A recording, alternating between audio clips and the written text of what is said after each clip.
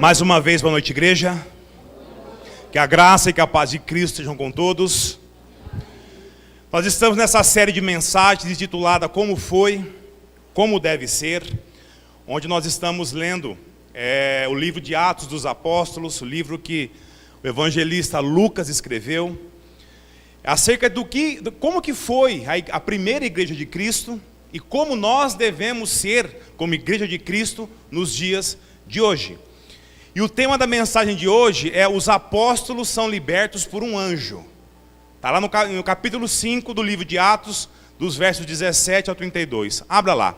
Atos capítulo 5, dos versos 17 até o verso número 32. Os apóstolos são libertos por um anjo. Atos capítulo 5, de 17 a 32. Diz assim a palavra de Deus: Então, o sumo sacerdote e todos os que estavam com ele, isto é, o grupo dos saduceus, se levantaram e, tomados de inveja, prenderam os apóstolos e colocaram na prisão pública. Mas de noite, um anjo do Senhor abriu as portas do cárcere e, tirando-os para fora, disse: Ide, apresentai-vos no templo e anunciai ao povo todas as palavras desta vida. Depois que ouviram isso, eles entraram de manhã cedo no templo e começaram a ensinar. Chegando, porém, o sumo sacerdote e os que estavam com ele, convocaram o sinédrio, com todos os líderes religiosos dos israelitas, e enviaram guardas ao cárcere para trazê-los. Os guardas foram até lá, mas não os encontraram na prisão. Então, voltando, anunciaram-lhes isso, dizendo: Encontramos o cárcere trancado com toda a segurança e as sentinelas em pé junto às portas. Mas quando as abrimos, não encontramos ninguém. E quando o capitão dos guardas do templo e os principais sacerdotes ouviram essas palavras, ficaram perplexos por causa deles e pelo que teria acontecido. Então chegou alguém e lhes avisou: Os homens que pusestes na prisão estão no templo, ensinando o povo. Então o capitão foi com os guardas e os trouxe sem violência, pois temiam ser apedrejados pelo povo. E depois de trazê-los, os apresentaram ao sinédrio. E o sumo sacerdote os interrogou, dizendo: Não vos ordenamos expressamente que não ensinasseis nesse nome? Mas encheste Jerusalém desse vosso ensino, e quereis lançar sobre nós o sangue desse homem?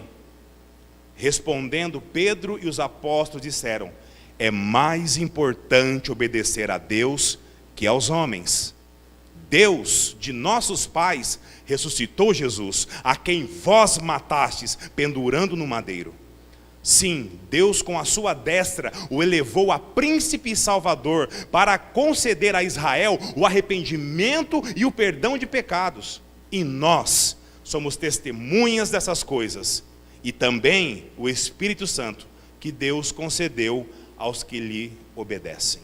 Até aqui. Abaixe sua cabeça, vamos orar. Senhor, nesse momento, Pai, nós estamos diante da Tua palavra, Pai, e nós clamamos, Deus, a ação do Teu Santo Espírito, que abra, Pai, o nosso coração, abra, Deus, o nosso entendimento, para que nós consigamos, Deus, enxergar todas as verdades contidas nesses versos, e que isso possa, Deus, de alguma forma ressignificar o nosso coração, para que nós saiamos daqui, Deus, muito melhores do que nós entramos. Fale, Deus, poderosamente a nós, que o Seu Santo Espírito nos conduza a todas as aplicações que esse verso traz para nós como igreja. E essa oração, Deus, que fazemos de forma alguma nos nossos méritos, mas é no de Cristo Jesus, somente a Ele toda a honra e glória para sempre. Amém. Meus irmãos, o texto anterior a esse que nós vimos no domingo passado, os apóstolos, cheios do Espírito Santo de Deus, estavam realizando sinais e feitos extraordinários por toda Jerusalém. Milagres de toda sorte e espécie. Vimos que Deus tinha um propósito maior com esses feitos realizados pelos apóstolos, que era confirmar que a igreja de Cristo Jesus, a qual havia sido morta em uma cruz alguns dias atrás, era de fato da parte de Deus. Vimos que Deus tinha um propósito bem definido com isso. Vimos que Deus tinha toda a situação sob controle. Cristo havia ressuscitado, o assunto aos céus, estava à destra do Pai, de onde Ele enviou o Espírito Santo para capacitar os apóstolos a fazer esses milagres, esses sinais. E os discípulos, de modo geral, a pregar o Evangelho.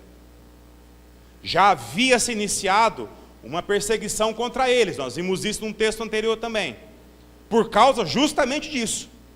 Quando Pedro, ele cura aquele aleijado na porta do templo, fazendo com que as autoridades ficassem incomodadas ao ponto de querer prendê-lo. Mas diante do milagre que era incontestável, porque o aleijado ele era extremamente conhecido, e com medo de que o povo se voltasse contra eles, prenderam Pedro e João e ameaçaram com castigo e até morte, se eles continuassem a falar aquelas coisas acerca de Cristo. E o que os discípulos fizeram mediante a isso? Se acovardaram? Pediram para Deus fulminar aqueles que atrapalharam a pregação do Evangelho? Não. Os discípulos oraram a Deus e pediram o quê? Ousadia para continuar a pregar o Evangelho. Continuar firmes na missão a qual Deus havia dado a eles. E naturalmente, esse povo ficaram muito mais furiosos ainda, fazendo com que se iniciasse o quê? A segunda perseguição aos apóstolos e aos demais discípulos. Então, motivados por inveja, diante de tantos sinais e maravilhas que os apóstolos estavam fazendo em nome de Jesus, foi ordenado a prisão, para valer agora, dos apóstolos, conforme diz os versos 17 e 18. Meus irmãos, olha, 17. Meus irmãos, mantenha a sua Bíblia aberta, não fecha não, vamos ver ponto a ponto, amém? Leia comigo o verso 17 novamente. Então, o sumo sacerdote e todos os que estavam com ele, isto é, o grupo dos saduceus, se levantaram e tomados de inveja. Até aqui, meus irmãos. Meus irmãos, para aquela liderança lá em Israel, o que Jesus era? Era um falso Messias. E sem sombra de dúvidas, eles iriam o quê? Se opor a isso. Haja vista que eles esperam até hoje, no entendimento deles, o verdadeiro Messias. E essa oposição à igreja de Cristo, até os dias de hoje, se faz presente. Meus irmãos, quando a igreja cumpre o seu papel, que é viver uma vida de busca por santidade, retidão a Deus, de pregação genuína, verdadeira do Evangelho, essa igreja, ela vai causar desconforto e vai sofrer oposição, sim. Somente as igrejas que já se moldaram aos padrões que o mundo oferece, elas vão seguir sem tantos problemas assim. Mas se uma igreja ela é bíblica de fato, haverá perseguição, sim, como aconteceu aqui. Quem inicia essa investida contra a igreja era o sumo sacerdote, líder supremo do templo. E junto dele estava quem? O grupo dos saduceus, que era uma seita religiosa que não cria, por exemplo, na ressurreição de mortos. E o texto nos diz que eles ficaram com muita inveja, pois os apóstolos foram ameaçados por eles uma primeira vez, lembram? Só que eles não deram a mínima para essas ameaças e continuaram firmes a ensinar e a realizar milagres espantosos no templo. Só que o ensino dentro do templo era responsabilidade de quem? Dos sacerdotes, os levitas, os escribas, a linhagem de Arão. E eles se sentiram o quê? Menosprezados com a atitude dos apóstolos.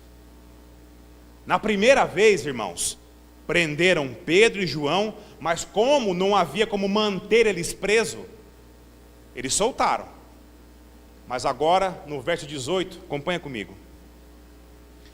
Prenderam os apóstolos e os colocaram na prisão pública. Meus irmãos, Pedro e João, quando eles foram presos a primeira vez, eles ficaram num espaço, um espaço de prisão dentro do templo de Jerusalém, para que no dia seguinte fossem levados ao Sinédrio para receber o julgamento. Mas dessa vez aqui eles foram levados para a cadeia pública, fora do templo, onde ficavam os criminosos comuns, de alta periculosidade. E eu creio que foi devido ao fato de eles estarem em 12, não só em 2 como a primeira vez, e por questão de segurança talvez, fosse melhor levá-los para essa cadeia pública, onde haveria mais espaço e segurança contra fugas. Mas de nada isso adiantou, pois Deus interveio a favor dos teus servos. Leia comigo o verso 19. Mas de noite um anjo do Senhor abriu as portas do cárcere e tirando-os para fora até aqui. Meus irmãos, com permissão extraordinária de Deus, no livro de Atos, várias vezes Deus manda anjos para socorrer o seu povo.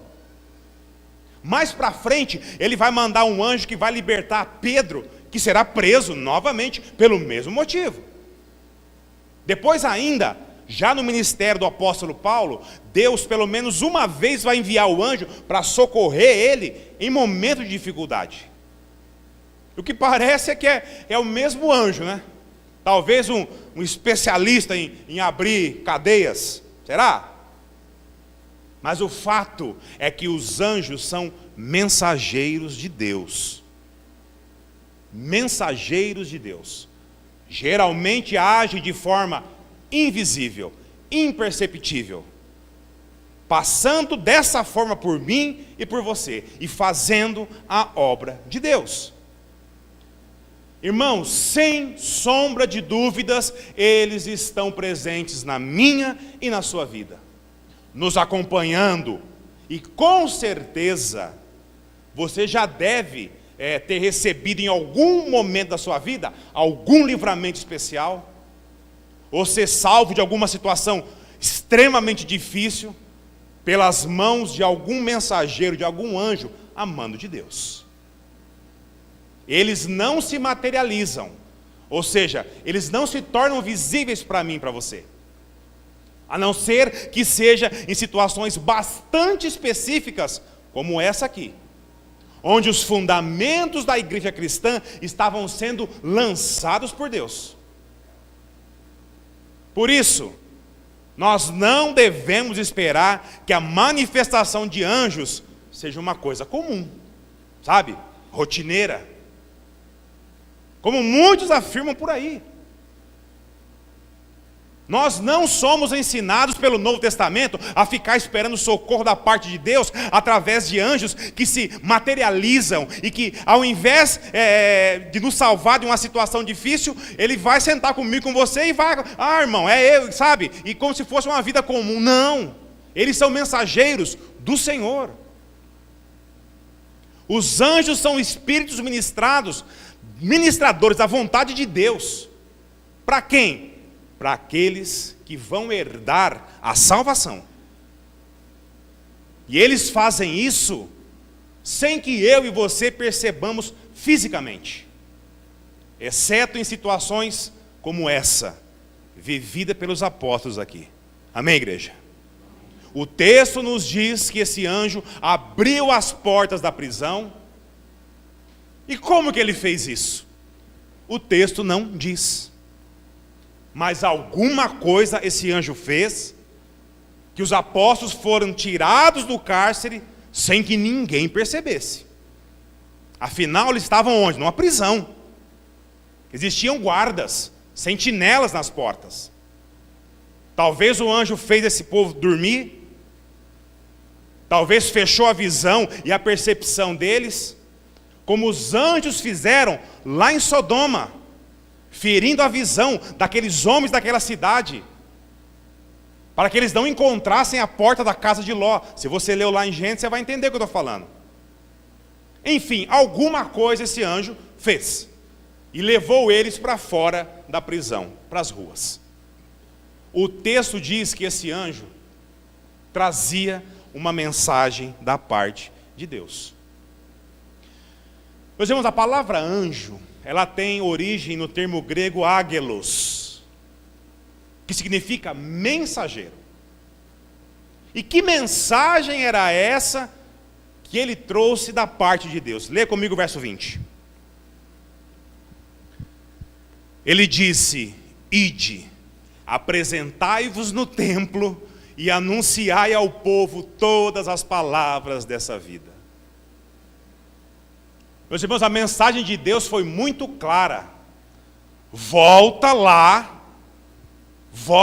no templo e continua a fazer o que vocês estavam fazendo. Continua a pregar a palavra, continua a pregar o evangelho do meu filho. Meus irmãos, vamos ser sinceros, eles tinham que ter muita confiança em Deus. É ou não é? Afinal, eles teriam que voltar a fazer o que levou eles à prisão. E detalhe, quem os prendeu ainda nem sabiam que eles estavam soltos. Imagina a situação. Você teria coragem, irmão? Teria coragem, irmã? Você teria essa confiança no Senhor? Voltar à cena do crime de novo? Mas eles sabiam que Deus estava com eles. Leia o verso 21. Depois que ouviram isso, eles entraram de manhã cedo no templo e começaram a ensinar. Até aqui. Irmãos, eles voltaram para o mesmo lugar. Voltaram a fazer a mesma coisa que levaram ele à prisão. E eu fico imaginando a cabeça dessas autoridades aqui, ao ver eles soltos de novo. Mas que devia estar o quê? Preso. Principalmente quem? Os saduceus. Sabe por quê? Porque eles não acreditavam em anjo. Os saduceus não criam em anjo.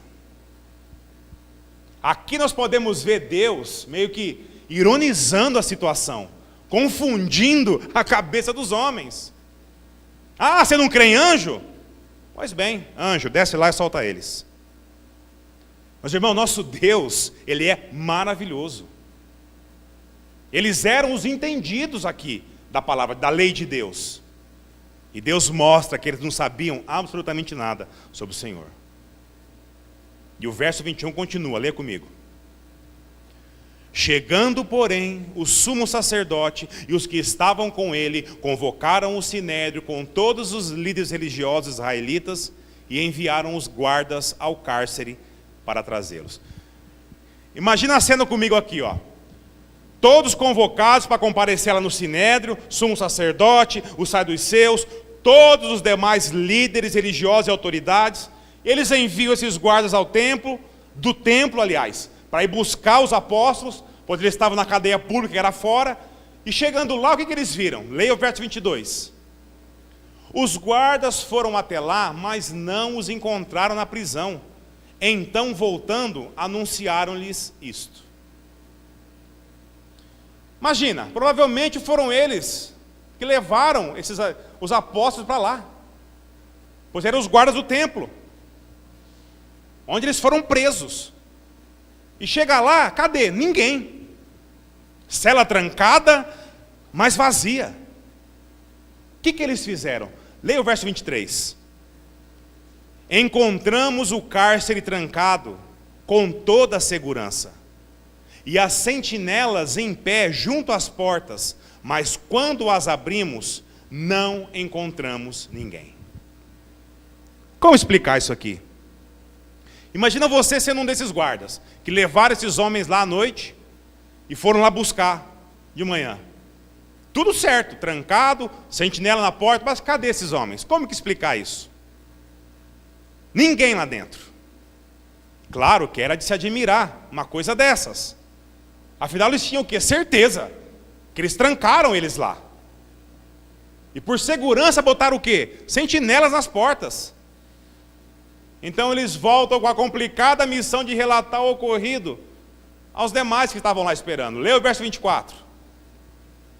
E quando o capitão dos guardas do templo e os principais sacerdotes ouviram essas palavras, ficaram perplexos por causa deles e pelo que teria acontecido. Meus irmãos, de fato isso aqui era um enigma para eles, do que poderia ter acontecido. O texto nos diz que o anjo abriu a porta para que eles saíssem, e depois trancou de novo. E os sentinelas estavam lá, mas ninguém viu nada. Irmãos, com certeza já havia alguma coisa nessa coisa toda acontecendo, que eles pensavam assim, alguma coisa está errada.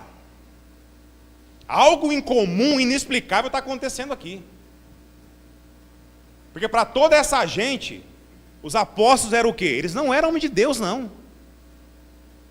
Para esse povo, os apóstolos era falso, que nem o Cristo deles. Na cabeça deles, acabar com esse movimento, com esses discípulos de Jesus, era estar fazendo o quê? A vontade de Deus.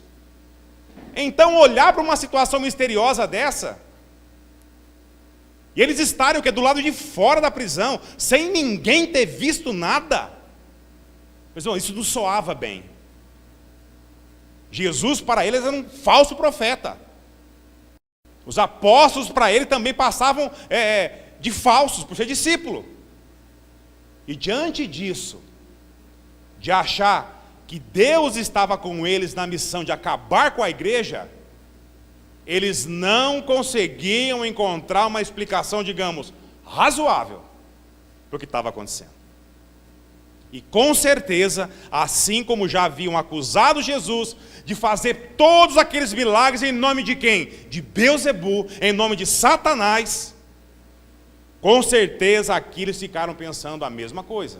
Que essa fuga era obra de quem? De Deus? Não, mas do maligno. Por isso a perplexidade desse povo. Meus irmãos, a coisa já não cheirava bem. E para piorar, chega uma pessoa e diz, leia o verso 25. Então chegou alguém e lhes avisou, os homens que puseste na prisão estão no templo, ensinando o povo. Imagina, eles escaparam da prisão de forma misteriosa, voltaram a fazer exatamente aquilo que os levou à prisão, eles reaparecem no mesmo lugar. E o povo sabia tudo isso, porque o povo acompanhou tudo isso, inclusive a prisão. Eles seriam levados à cadeia pública. E agora eles aparecem no mesmo lugar, fazendo a mesma coisa. E haja vista, irmãos, que o povo sabia dos milagres que os apóstolos faziam em nome de Jesus. Por isso os guardas foram buscar eles, mas nem se atreveram a fazer nada. Leia o verso 26. Então o capitão foi com os guardas e os trouxe sem violência, pois temiam ser apedrejados pelo povo. O capitão dos guardas sabia que se fosse buscar eles e fazer o que fizeram com Jesus, poderia causar uma reação, uma revolta pública. Então eles nem tentaram. Os apóstolos, o que eles fizeram? Se submeteram a isso. Eles vão com eles numa boa. Sabe por quê? Porque eles sabiam que Deus estava com eles. Quando você está numa situação difícil, você tem essa percepção que Deus está com você, irmão? Sabe aquela situação que você não depende de você. O controle não está na sua mão.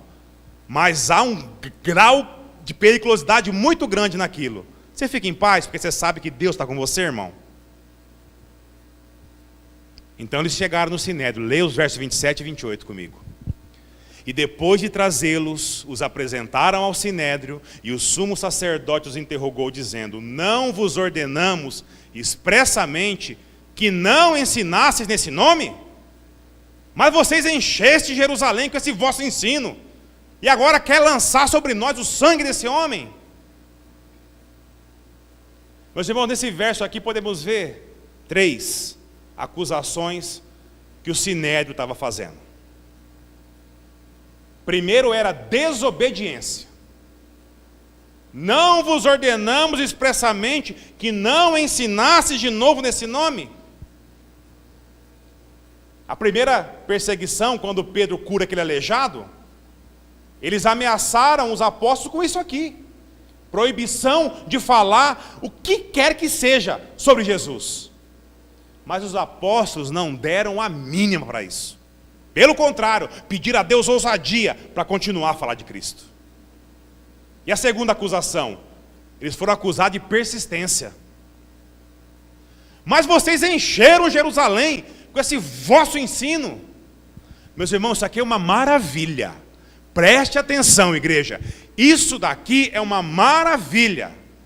A acusação do sumo sacerdote aqui era legítima. Eles encheram mesmo Jerusalém com o evangelho de Cristo. Que coisa boa, que coisa maravilhosa. É isso aqui, irmãos. Quando a igreja decide fazer a sua parte, é isso que acontece. As pessoas ficam cheias do evangelho de Cristo. E é óbvio que aquele povo ia ficar com muita inveja e raiva. E você acha que aqui vai ser diferente? Meus irmãos, uma igreja que persiste, apesar das dificuldades, apesar das circunstâncias, com certeza essa igreja dará muitos, mas muitos bons frutos. Amém, irmãos? E só um detalhe: isso é que Deus espera de mim e de você. Que nós sejamos uma igreja que encha essa cidade com o evangelho. Às vezes a igreja se perde nesse caminho. Às vezes ela olha para a direita ou ela olha para a esquerda. Acaba se tornando mais um objeto político, de status social ou uma instituição de caridade. E se esquece que o motivo principal da sua missão é pregar o evangelho. Nossa missão é essa, igreja: encher Queiroz com a pregação do evangelho do nosso Senhor e Salvador Jesus Cristo. Amém, igreja? E a terceira acusação é essa aqui: acusação de hipocrisia, de culpabilidade. E quereis lançar sobre nós o sangue desse homem aí?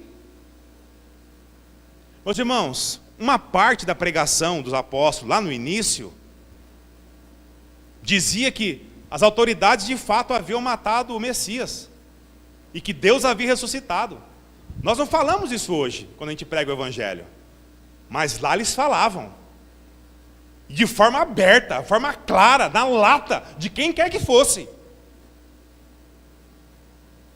E por que o questionamento do sumo sacerdote era coberto de hipocrisia?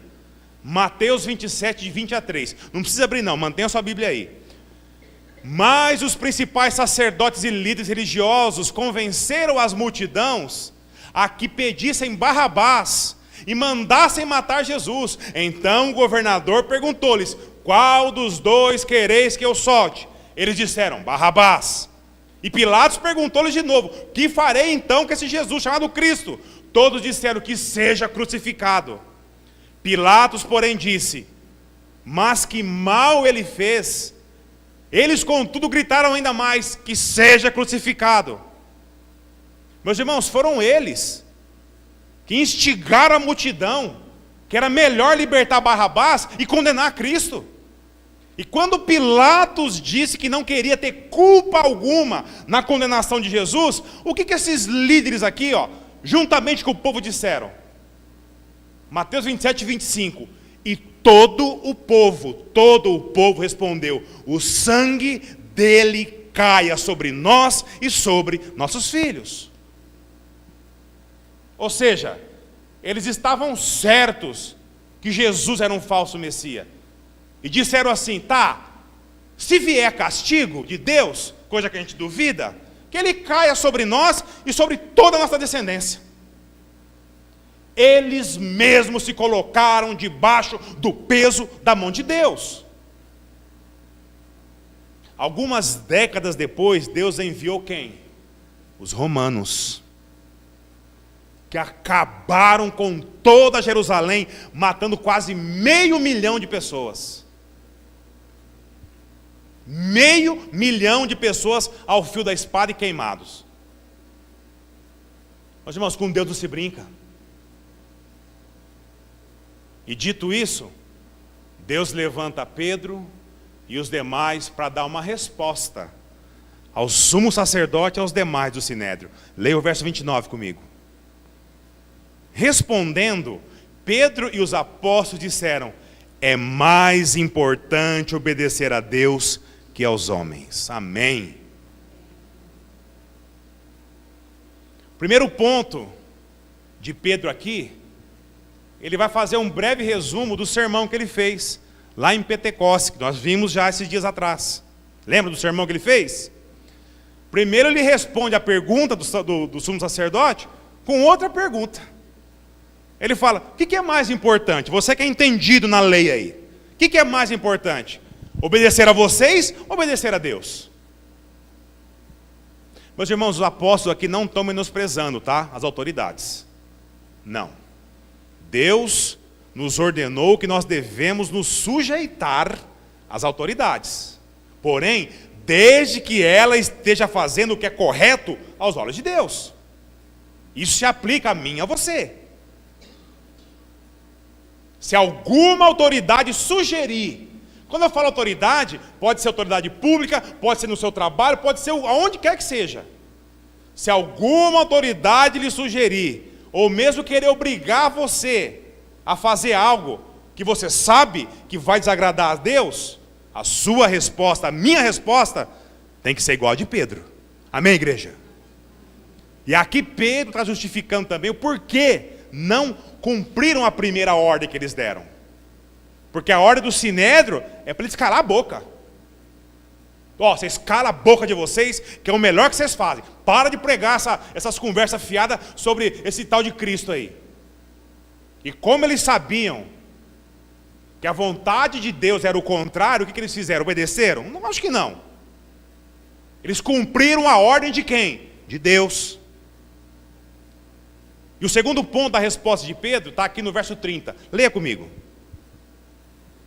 O Deus dos nossos pais ressuscitou Jesus, a quem vós matastes pendurando no madeiro.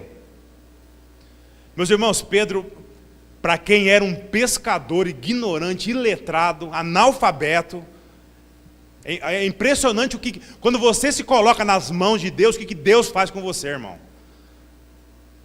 Eu não tenho capacidade, pastor, eu não tenho. Irmãos, é Deus que trabalha na minha, na sua vida. Esquece a sua capacidade, esquece a força do seu braço, se coloca como servo, como instrumento, que Deus vai agir através de você, e vai ser glorificado, e vai ser uma bênção para a igreja. Pedro aqui está apontando para Deuteronômio 21, de 22 a 23, presta atenção. Se um homem tiver cometido um pecado digno de morte, e foi morto, e o tiveres pendurado no madeiro, seu cadáver não passará da noite para o dia no madeiro, mas certamente o enterrarás no mesmo dia, pois aquele que é pendurado foi amaldiçoado por Deus. Assim não contaminarás tua terra, que o Senhor teu Deus te dá como herança. Em outras palavras, Pedro está dizendo que eles mataram o Messias por considerar ele o quê? Maldito. Amaldiçoado por Deus. E aqueles religiosos iriam entender, obviamente, o recado de Pedro, pois eles conheciam muito bem o livro de Deuteronômio. E o terceiro ponto da resposta de Pedro está aqui no verso 31. Leia comigo. Sim, Deus com a sua destra o elevou a príncipe e salvador, para conceder a Israel o arrependimento e o perdão de pecados. Pedro está dizendo que Deus não permitiu que a ação daqueles religiosos fosse de forma definitiva. O que Deus fez? Trouxe o seu filho de volta, para que eles, inclusive, pudessem se arrepender da atrocidade que fizeram. E aquele a quem vocês penduraram no madeiro, Deus, com a sua destra, o elevou a príncipe de todo o universo e salvador Salvador daquele pecador. Salvador que perdoa todos os nossos pecados. Meus irmãos, até aqui, os pecados eram pagos de que forma? No templo. No templo. Daqui para frente, era aqueles que eles julgavam o quê? Maldito. E eles puseram ali, pendurado no madeiro. Pedro está dizendo que o que eles fazem no templo, agora não tem serventia alguma. Para Deus o que vocês fazem agora, acabou, filho. Acabou. E o quinto ponto, a resposta de Pedro está aqui no verso 32. Leia comigo. E nós somos testemunha dessas coisas, e também o Espírito Santo, que Deus concedeu aos que lhe obedecem. Porque Pedro diz que além deles, o Espírito Santo, concedido aos que creram, também era testemunha de tudo o que eles estavam dizendo. Você vê Pedro, hein? Até uns dias atrás, um iletrado, um ignorante pescador. Pedro está indo lá para Deuteronômio de novo. Lá para Deuteronômio de novo. Sensacional isso. Deuteronômio 19:15. Uma testemunha não poderá se levantar sozinha contra alguém por alguma maldade ou algum pecado. Qualquer que seja o pecado cometido, o fato se estabelecerá pela palavra de 2 ou 3 testemunhas. Ou seja, Pedro está dizendo que além dos apóstolos, Deus colocou como testemunha de tudo o que eles fizeram, também o Espírito Santo do Senhor. E com isso aqui Pedro encerra a sua resposta, que é um breve resumo do primeiro sermão deles. Amém, igreja? Muito bom. Eu gostaria de fazer algumas aplicações bem práticas para mim e para a sua vida. Eu quero que você preste bastante atenção. Além do que nós já vimos, que o texto já mostrou para mim e para você. A primeira é sobre a acusação de persistência que a igreja de Atos sofreu por parte das autoridades da sua época em pregar o Evangelho. Sabe por que eu e você nós podemos estar aqui hoje, cantando esses louvores maravilhosos, louvando a Deus, adorando ao Senhor como igreja? Sabe por quê? Porque pela graça do Senhor, eles foram persistentes em cumprir a vontade de Deus para a vida deles. Uma igreja, ela tem que ser persistente. Uma igreja, ela tem que ser relevante. Uma igreja tem que incomodar, sim, todos aqueles que fazem oposição a Cristo. Se uma igreja em uma determinada cidade, um determinado bairro, um determinado local, como se diz aí no populacho aí fora, não fede e nem cheira, alguma coisa está errada com essa igreja. Ser igreja não é se moldar à realidade, não é se moldar à cultura do lugar que ela está, e sim ser persistente, para que a cultura seja transformada pelo poder do Evangelho que ela prega. Uma igreja cristã de verdade, ela tem Cristo sempre do lado de dentro, e nunca do lado de fora. Ao ponto de Cristo precisar bater na porta para poder entrar, para quem tiver ouvidos, ouvir Ele. Uma igreja verdadeira não tem esse tipo de comportamento. Uma igreja verdadeira não se molda à cultura do mundo. Pelo contrário, ela luta para que o mundo se molde à cultura do Evangelho. E isso passa, irmãos, por mim e por você. Quem é a igreja? É isso aqui? Quem é a igreja? Somos eu e você, irmão. É isso que Deus espera de mim e de você. E não se iluda. Ah, não, eu vou aqui, não, eu faço assim, eu vou lá. Vai chegar o dia que você vai estar diante do rei. E isso vai ser cobrado de você. Uma igreja verdadeira é aquela que é Hoje está na moda, né? Falar que a igreja é inclusiva. Não, a igreja é inclusiva com o pecador. E toda sorte de pecado dentro da igreja está tudo certo. Uma igreja verdadeira é aquela que é inclusiva com o pecador, sim, mas é exclusiva com o pecado dele.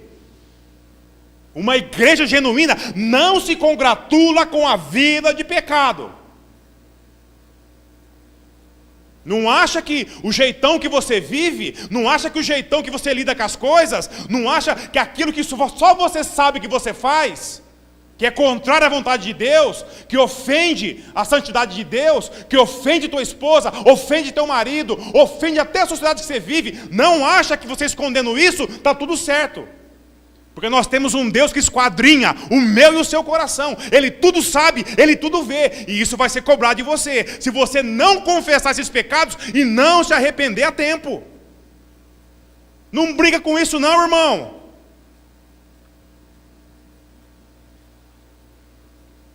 A igreja verdadeira, ela luta na persistência da pregação do Evangelho. Só assim todos os pecados dessa igreja vão ser tratados à luz da palavra de Deus. Doa a quem doer, fira a quem ferir. Pois nós sabemos que o nosso Deus, Ele vai curar de cada ferida dessa. E vai sustentar todo aquele que der ouvidos a essa persistência dessa igreja. Amém, irmãos? Meu irmão, minha irmã, uma igreja de verdade não é aquela que passa desapercebida, que não incomoda, que não mexe nas estruturas sociais onde ela está. Não é. Uma igreja verdadeira vive por causa de Cristo, que vive nela, que é visto na vida dela. E pode apostar, aposte todas as suas fichas, ela será odiada pelo mesmo motivo. O mundo, ele não odeia a igreja verdadeira. O mundo odeia a Cristo, que é visto na vida da igreja verdadeira. Amém, irmãos? Nós temos que ser assim. Uma igreja acolhedora, uma igreja amorosa, uma igreja relevante, mas uma igreja que não negocia a vida de pecado. Uma igreja que vai pegar o pecador pela mão e sentar com ele à luz do Evangelho de Cristo, orar ao Senhor, clamar a Deus pela vida daquele que está ali, que muitas vezes não sabe que está afundado até o pescoço de pecado, mas Deus, pela sua graça, vai abrir o entendimento, vai abrir o coração, e ele vai reconhecer os seus maus caminhos e vai se voltar para Cristo Jesus. Que o mundo se volte contra mim e contra você. Se volte. Que nos acuse de tudo que você possa imaginar, menos de que nós somos uma igreja que não persiste em pregar a verdade de Deus. Amém, igreja? E para finalizar, a segunda aplicação que eu gostaria de fazer para nossas vidas aqui é sobre os anjos. Os anjos. Eles são criaturas de Deus. São espíritos que não possuem corpo de carne e osso como eu e você. Os anjos são mensageiros de Deus. Eles a tudo, preste atenção, a tudo na minha e na sua vida, eles assistem. Sabe de onde? Diante do trono de Deus. Os anjos vivem para cumprir as ordens do Senhor. Os anjos são espíritos ministradores em favor daqueles que herdaram a salvação. E eles estão aí, a minha e a sua volta. Nós não vemos, mas eles estão aí, nos livrando do quê? De acidentes, de perigos, ameaças. Nós devemos ser muito gratos a Deus pelos anjos.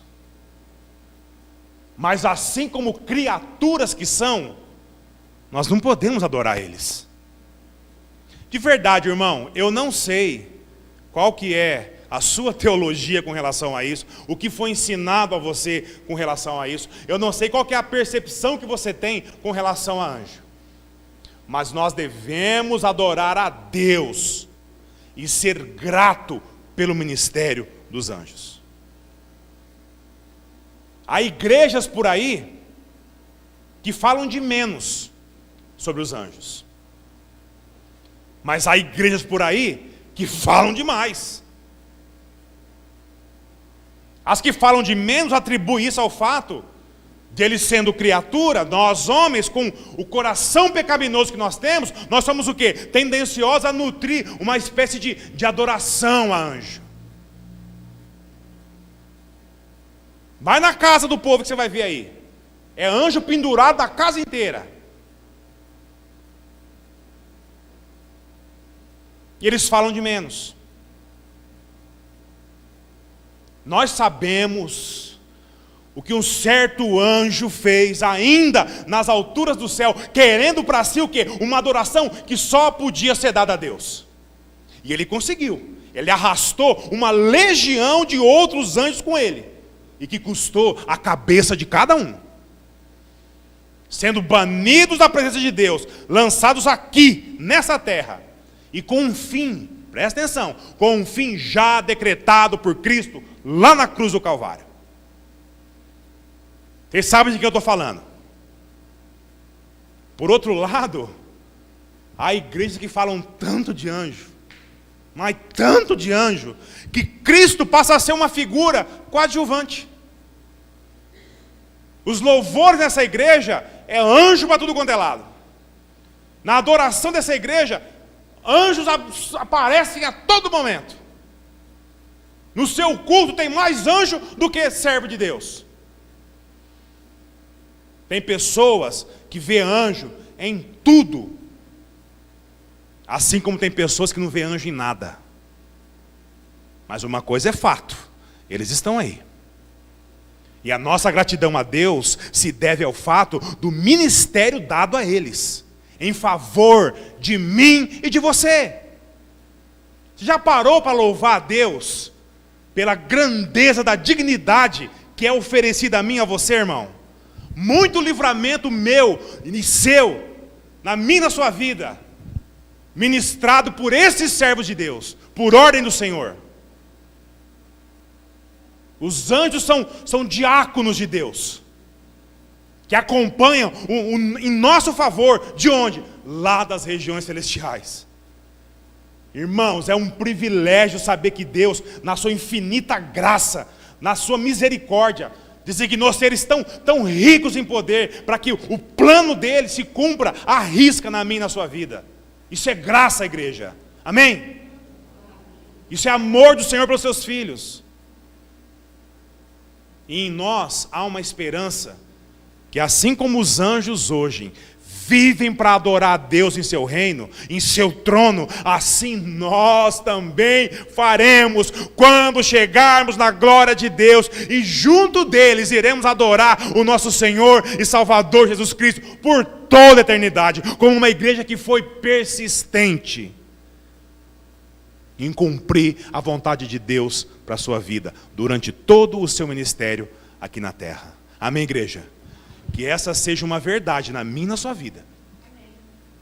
Deus move um exército celestial para que eu e você cumpramos a nossa parte.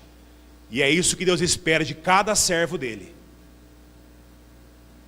Ser uma igreja persistente, resiliente, que pregue o evangelho. E não se preocupe com perseguições. Quando você precisar, Deus vai te enviar o socorro, como enviou a Pedro e os demais. Amém? Abaixe sua cabeça, vamos orar a Deus.